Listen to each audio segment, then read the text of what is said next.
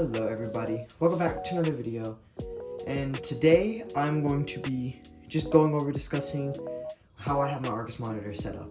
So he is probably about 5 weeks right now, 5 or 6 weeks old, and he is in a 9x3x4. So this is a grow tent. It is by Sunstream.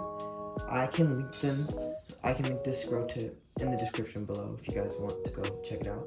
I think it was probably about maybe $120, $110, something like that.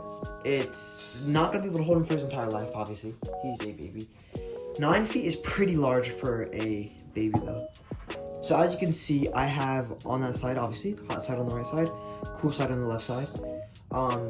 His basking temperatures, you guys know Argus monitors need very, very high basking temperatures. Let me show you real quick what his is.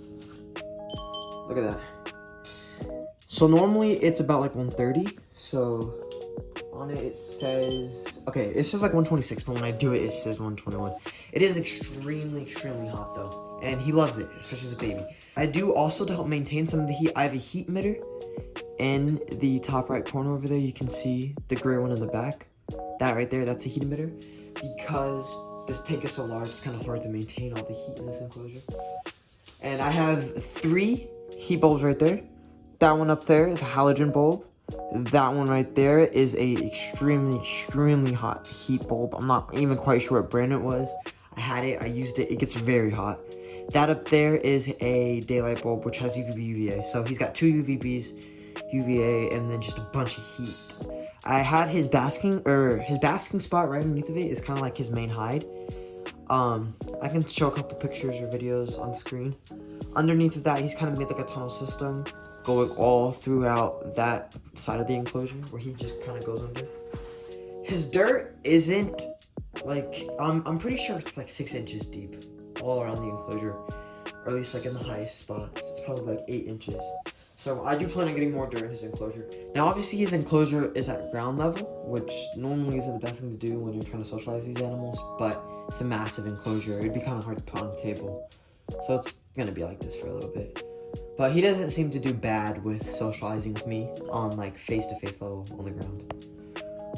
As you can see, I have that black table thing in the back, where his sticks go up to. He will go up there sometimes, but I've had to take a couple planes and stuff out. He just throws them off there, so it's really no purpose putting plants or any sort of hide up there.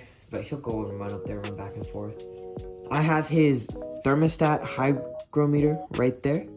As you can see, it says 100 degrees ambient temperature, flat right now. 41 degrees, not 41 degrees. 41% for humidity right now. It's only like that because the cage is open. Humidity is normally higher, obviously. I have a couple of live plants in there. Cactus right there, snake plant over there. The cactus I got was already kind of chopped off like that. It is regrowing though now after I planted it in here. Plants are doing really well. I have a couple of isopod cultures in his tank, as well as springtails. So I have orange powder isopods, and then I think blue powder isopods. I think I literally have 2 powder isopods in this enclosure, and then obviously springtails all around the enclosure for poop and just the excess food because he makes a mess. As you can see in grow tents, you have the vents. So there's a vent right there, there's one behind there, and then there's one on the inside of the enclosure. There's a couple. I use duct tape and zip ties to close them up completely because these guys are in fact escape artists. He has a pretty large water dish on his left side of the enclosure. It's enough for him to be able to fit in it, but you don't need them that large. But I replace it probably every 3 days. He doesn't actually manage to get it that dirty because a good thing about Argus monitors, they're one of the monitor lizards that you don't need a big water dish for them to swim in, which is amazing.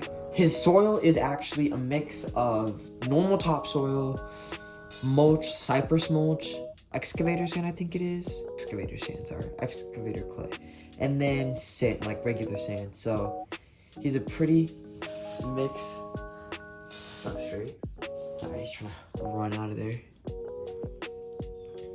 I got these sticks and branches from my backyard. I've had most of them for a while, but the way I kind of clean them off, first of all, it's winter time, so already these branches are pretty sterile. It's cold outside, and just intense heat kind of cleans things off. Especially putting it in an enclosure with him. He's very active. He's got isopods in here. Anything on it kind of gets killed immediately. There's a lot going on in this enclosure. I also have strip lights, if you see right there. And then I have another one over there. That is just for general light in the enclosure. Obviously, you want to help stimulate a day in that cycle. I leave the lights on actually for about like 12 hours from 8 to 8 in the afternoon. So 8 a.m. to 8 p.m. Yeah, and I use an automatic timer on this enclosure. I have all the tech stuff up there, all the cords and stuff. I have various amounts of cork bark laid out through the enclosure. And kind of where all the cork barks are is where he's made his holes at, where he's burrowed. He burrows all the time. It's kind of what he spends his day doing. I just recently put that little tin container in here. That's for his food. Just recently added that in there. Just wanted him to eat without tongs for today. Just wanted to try it out, just so he's not always eating off tongs. And as you can see when I'm feeding him, if you can see the little powdery stuff in there, if you've watched my videos, I always put calcium dust with his food. Because they need bones, they need calcium to grow, as babies especially. They need it a lot. As you can see, he really likes his basking spot. His temps are nice and hot for him. A little bit too hot for me. It almost gets really hot even when I try to put my hand on the rock, on the basking spot. It is just hot. Same thing for the uromastics. These lizards that need this very high temperature, don't know how they do it, man. So far, he hasn't tried to dig up any of the plants, which I'm honestly really surprised about. Especially the snake plant right there. I was expecting that to be out of the ground immediately when I put it in there, but he doesn't touch any of the plants, especially not the cactus. It's not a sharp cactus, it is like a soft cactus. So it's not sharp or anything at all. But like I said, I'm gonna link as much of this stuff down below in the description. Kind of the stuff that I'm using in here if you want to go check it out. They are affiliate links, so if you guys do want them, make sure you use my link to buy them. It will help me out a lot. But other than that, I think I pretty much went over everything in his enclosure. This thing really is massive. It's big enough for me to lay in it, and there still be more room. And I'm like 6'2", somewhere around there. I'm very tall, so this is a big enclosure. So it should last him a good while as he grows up, and it gives him a good opportunity to get a lot of running space in. He's very active. Honestly, only time he's not moving is when he's asleep.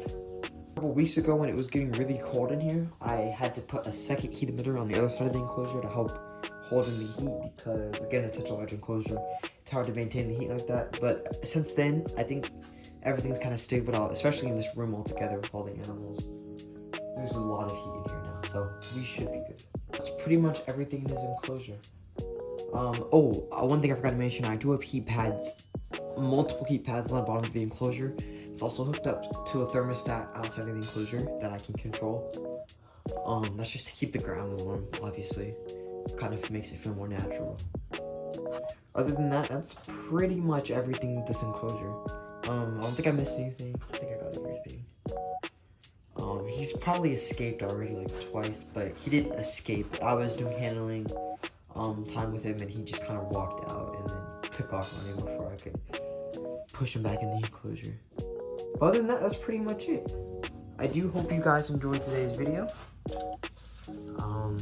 Yeah. If you guys want to see any other enclosure like breakdowns, what I have in their enclosures, let me know down in the comments, and I will gladly do it. Plenty of animals. Hope you guys enjoyed today's video, and I'll see you guys in the next one. Peace.